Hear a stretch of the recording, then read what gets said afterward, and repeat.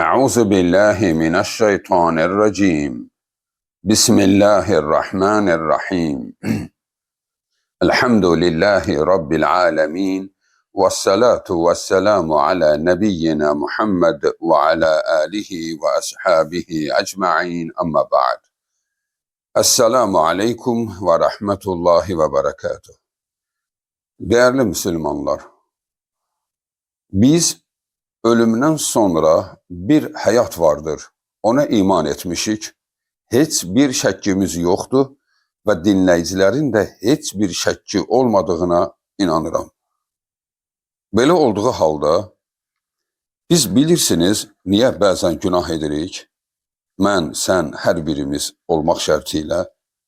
Çünki biz zaman zaman ölümdən sonraki həyatı unuduruq.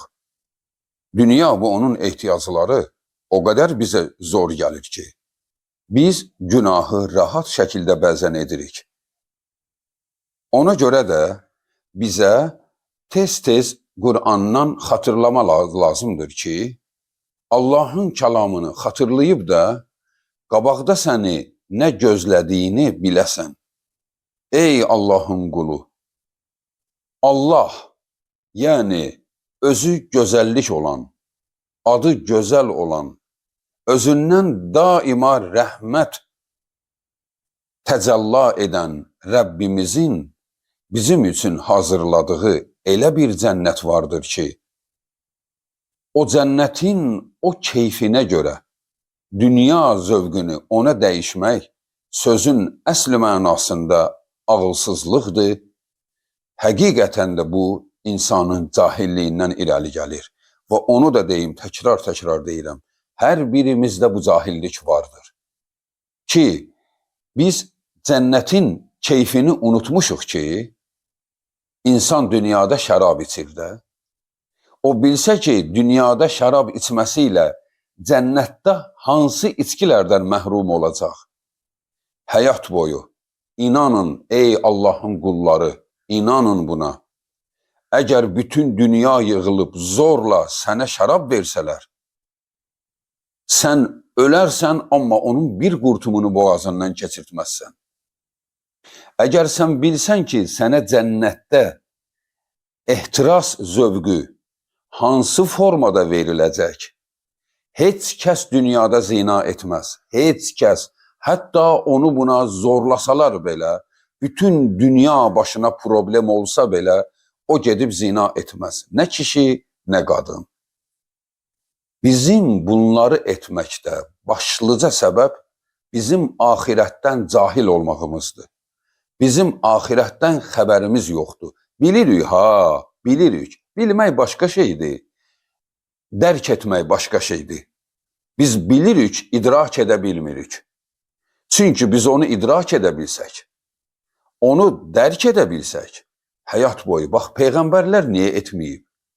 Bax, niyə peyğəmbərlərin övladlarını öldürüblər, haqq sözündən dönməyib? Mişarla doğrayıblar Zəkəriyya aleyhissalamı.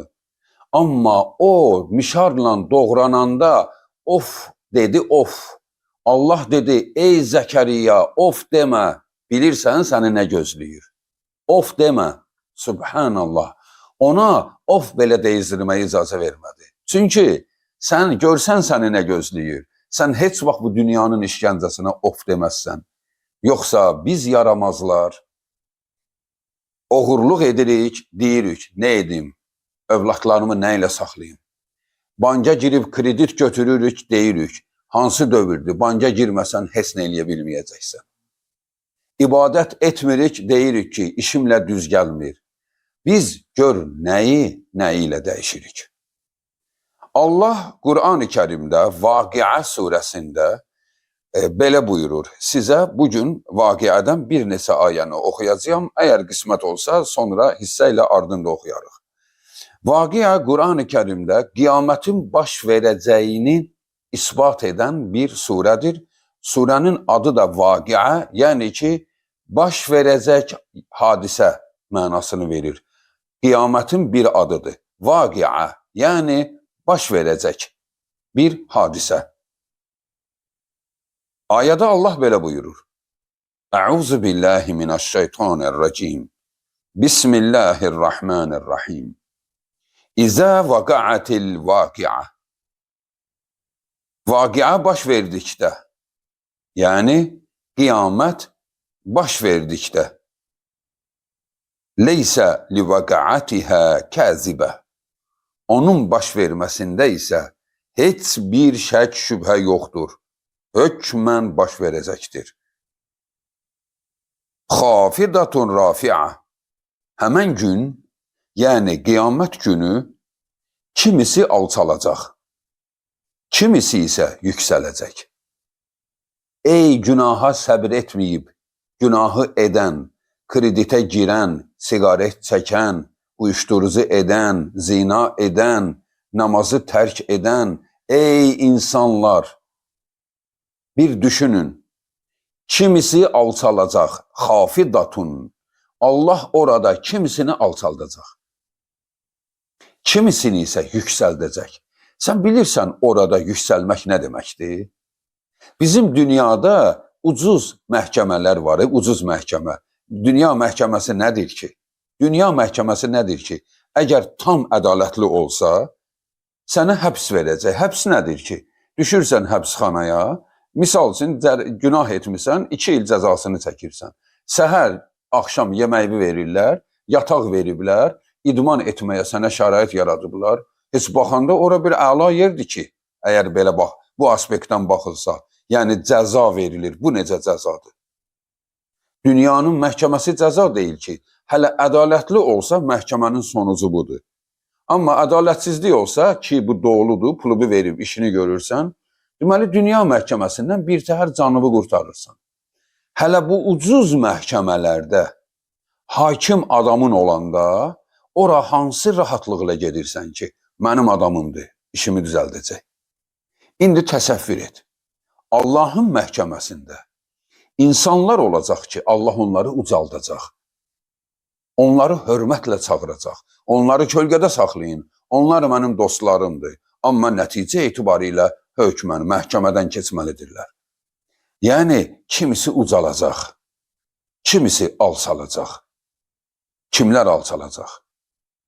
Bilə-bilə günahı edənlər, günahını edib də əccəb edirəm deyənlər, günahı etdikdən sonra bəs nə edim deyənlər, hamısı alçalacaqlar. Ey Allahın qulları, Allah şahiddir ki, bəlkə də bu sözü Allah danışdırır, bəlkə də sənə bunu Allah dinlətdirir ki, özünə gəl. Özünə gəl ki, həmən gün alçalanlardan olma ha. Çünki həmən gün alçalanları heç kəs ucalda bilməyəcək. Çünki Əl-Xafid Allahdır. Allah alçaldır, Allah ucaldır. İzə ruccətil ardu raccə. Həmən gün yer şiddətlə tir-tir əsəcəkdir. Yer əsəcək, yəni titrəşim olacaq, yəni dəhşətli bir zəlzələ olacaq. Və bussətil cibalu bəssə. Dağlar göylərdə toz danələri kimi uçacaq. Yəni toz kimi olacaq dağlar. Fəkənət həbəən munbəssə. Və səpələnmiş, dağlar deməli parça-parça səpələnmiş toz danəsi olacaq. Və kuntum əzvacən thələsə. Siz həmən gün 3 hissəyə bölünəcəksiniz. Yəni 3 qrupa. Yəni bütün bəşəriyyət 3 qrupa bölünəcək. Adəm əleyhissalamdan sonuncu insana qədər. Bir də cin tayfaları. Yəni insanlar və cinlər qiyamət günü məhkəməyə gətiriləcək. Cin deyəndə, yəni bu barədə dərsimiz olacaq. Cin bir məxluqdur. Bizə görə inoplanetdir. Yəni bizim planetin sakinləri deyil. Yəni bizimlə paralel yaşasa da bizim görüntümüz daxilində olmayandır. Amma onların da məhkəməsi vardır. Deməli, 3 hissəyə bölünəcək insanlar, 3 qrupa. فَأَصْحَابُ الْمَيْمَنَةِ مَا أَصْحَابُ الْمَيْمَنَةِ. Orada bir qrup sağ tərəf sahibləri olacaq. sağ tərəf sahibləri. Yəni, kitabları sağ əlinə verilənlər. Kimin əməl kitabı sağ əlinə uzadıldısa, xoş halına, o xilas olacaq. O, enində sonunda cənnətə gedəcək. Hesablaşacaq, məhkəməsi olacaq, cənnətin bir təbəqəsinə düşəcək. Buna deyirlər sağ tərəf sahibi. Yəni, kitabı sağ əlinə veriləcək. İndi bu o demək deyil, kitabımı uzadanda mən sağ əlimi uzadaram. Yox, yox. Ona kitabı sağ əlinə verildisə, o əli belə öz başına deyil. Sağ əli ilə kitabı aldıqda ona bir sevinç, bir zövq gələcək ki, mən xilas olacağam. Bu birinci qrupdur. İkinci qrup. فَأَصْحَابُ الْمَيْمَنَةِ وَأَصْحَابُ الْمَشْأَمَةِ مَا أَصْحَابُ الْمَشْأَمَةِ. Və bir də burada sol tərəf sahibləri olacaqdır ki, siz bilmirsiniz nədir bu sol tərəf sahibləri. Allah belə deyir. Yəni, bunlara kitabları sol əllərinə veriləcək. Bu da onun məhv olması deməkdir. Yəni, cəhənnəmə gedəcək. 2, qaldı 3-cü qrup. وَالسَّابِقُونَ السَّابِقُونَ أُولَٰئِكَ الْمُقَرَّبُونَ. Bir də öndə gedənlər. Onlar Allaha yaxınlaşdırılmışlardır. Öndə gedənlər. Kimdir öndə gedən? Allahın Rəsulu, onun sahabələri və onun tabeinləri və ondan sonra dində öndə olanlar. Dində öndə olan kimdir? Mübarizəyə özünü ataraq başını ağrıdan, varının, dövlətinin yox olmasına razı olub da dininə zərər gəlməsin deyə sinəsini qabağa verən, evinin qapılarını Allahın dininə açan, cibini Allah üçün açan, Allahın adına bir iş oldusa ora şığıyaraq gedən insanlar öndə gedənlərdir. Dəyərli insanlar, nə qədər insan tanıyırsan, onlara deyəndə, misal üçün, maşının var, cüməyə gedirsən, 3-4 nəfəri götür, deyir, mən rahat getmək istəyirəm, sakit gedirəm, oturmuşam, tək gedirəm. Ya da bir nəfəri götürür, gedir cüməyə. Digəri isə öndə olandır, ondan öndədir. O nə deyir? O deyir, necə yanı mənim başımda boş yer qalsın? Nə qədər mümkündür, o qədər adam götürür. Hətta sıxlıq edir belə, bir müsəlmanın işini düzəldir. Və yaxud da ki, Allah üçün xərcləyir. Yəni, qorxmur yoxsulluqdan. Və yaxud da ki, canını Allah yolunda qurban edir. Şəhid olur. Var dövlətini xərcləyir. Bəli, deməli, kim öndədirsə öz yaşadığı qövmündən, öz yaşadığı toplumda, bax, həmən öndə olanlar, yəni Allah yanında, yəni ola bilər ki, bizim dünyada o qədər öndə olanlar var ki, sən demə kiminsə casusu imiş, sən demə kiməsə xidmət edirmiş, sən demə heç onun məqsədi Allah deyil imiş. Yəni bunlarla işimiz yox. Allah bilir. Yəni gerçəkdə həyatını Allah dininə qurban edənlər. Və bir də bunlar olacaq. Deməli, 3 qrup. Sağ tərəf sahibləri ki, onlar cənnət əhlidir. Sol tərəf sahibləri cəhənnəm əhlidir. Bir də öndə olanlar ki, bunlar xüsusi qarşılanacaqlar. Fi cənnətin nəim. Onlar nəim cənnətlərində olacaqlar. Süllətun minəl əvvəlin. Onların bir çoxu öncəkilərdən olacaq.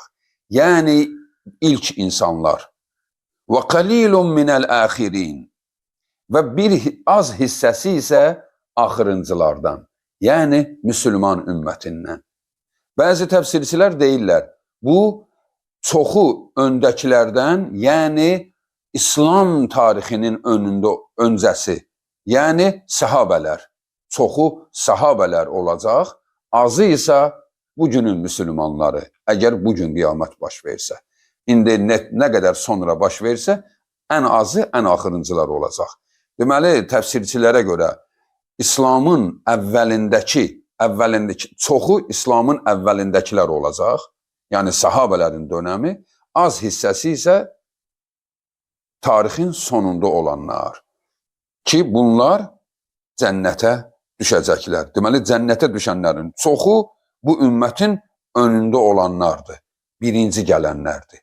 Bizim nə qədər yaramaz insanlar var ki, sahabələrə dil uzadır, onlara söyüş verir. Amma halbuki Allah çoxu cənnət əhli onlardan olacağını deyir. Alə sururin mavduna. Onlar bəzədilmiş kürsülər üzərində oturaraq muttakiin aleyhə mutakabilin. Bir-biriləri ilə üz-üzə oturacaqlar. Yəni kürsü üzərində oturub bir-birlərinə baxaraq səyahətə çıxırlar. Səyahətə. Təsəvvür edirsiniz, cənnət əhli cənnətdə, gəmilərdə və yaxud da ki, uçaqlarda, hər nədirsə, miniklərdə üz-üzə oturaraq, biri-biri ilə şirin söhbətlər edərək səyahət edirlər. Yatufu aleyhim vildanun muxalladun. Onlara daima gənc qalan, az yaşlı oğlan uşaqları da xidmət edir. Onlara bizim ana dilimizdə qılman deyirlər. Yəni cənnətin oğlan uşaqları. Yəni onlar ehtirası olmayan, yəni başqasının da onları qısqanmayan bir məxluqlardır. Oğlana bənzər, gözəl göyçək və az yaşlı. Yəni kimsə onu qısqanmasın deyə. Yəni az yaşlı oğlana bənzər övladlar, insanlar xidmət edir. Xidmət edirlər. Nə xidməti? Bi akvabin və abariq və kəsin min ma'in. Cənnətin meyvə şirələrini, şərabını küzələrdə, qədəhlərdə süzərək o səyahət edən insanların arasında gəzərək onlara xidmət edəcək. La yusaddaun anha və la yunzifun.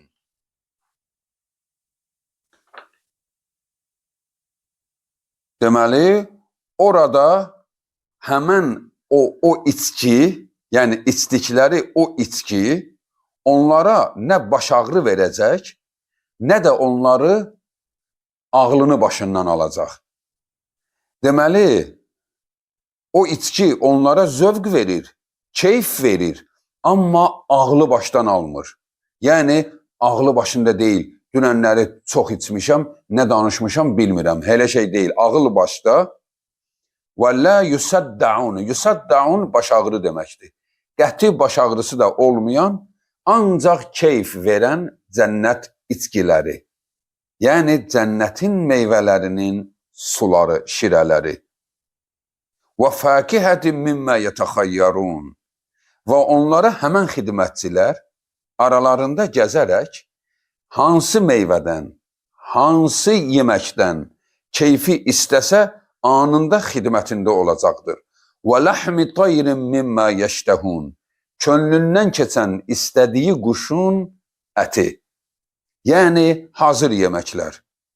Hazırlanmış və cənnət əhli səyahətində, gözəl söhbətlərində və arada da xidmətçilər bunlara tam olaraq Allahın bunlar üçün hazırladığı bu gözəl cənnətin həm məhsullarını, meyvələrini yeyir, həm şərabını içir, həm də ki, ətlərindən yeyir. Və fəkihətin mimmə yətəxayyarun. Könüllərindən keçən, istənilən meyvələr onların xidmətində olacaqdır. Bura qədər bəsdir. Növbəti dərsimizdə bunu davam elətdirərik. Vəssalamu aleykum və rəhmətullahi və bərəkatuhu.